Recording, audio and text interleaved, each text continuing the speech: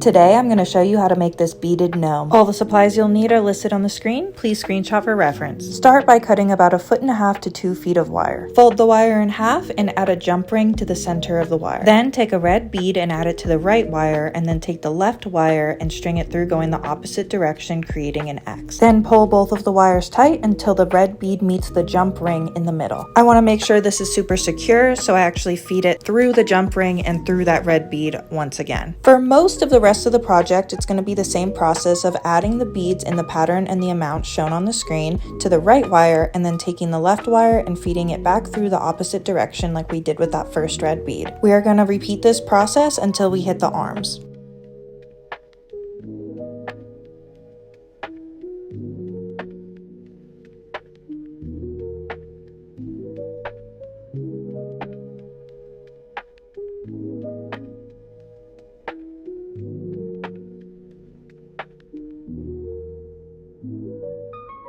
Now it's time for the arm. To the right wire, you are going to add 3 blue beads and 1 tan bead. You'll skip that tan bead, but feed that wire back through the 3 blue beads. Pull tight and then repeat the process for the left wire to create the left arm.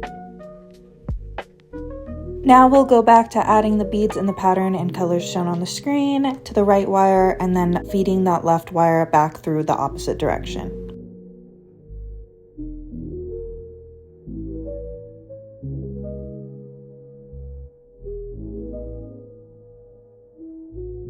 For the legs, the process is going to be repeated on both the right and the left wire. You'll just add 1 brown bead to that right wire and then turn that wire around and stick it back through the brown beads as shown on the screen.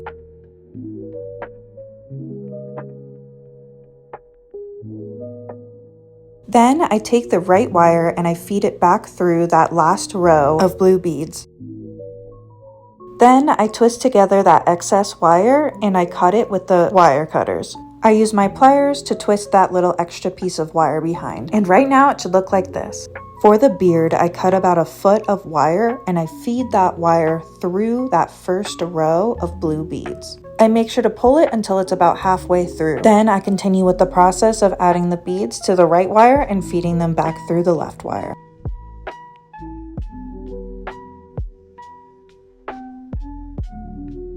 For the last row, you'll add a single white bead to the right wire. Let that bead drop down and then bend it over and twist it with the other wire.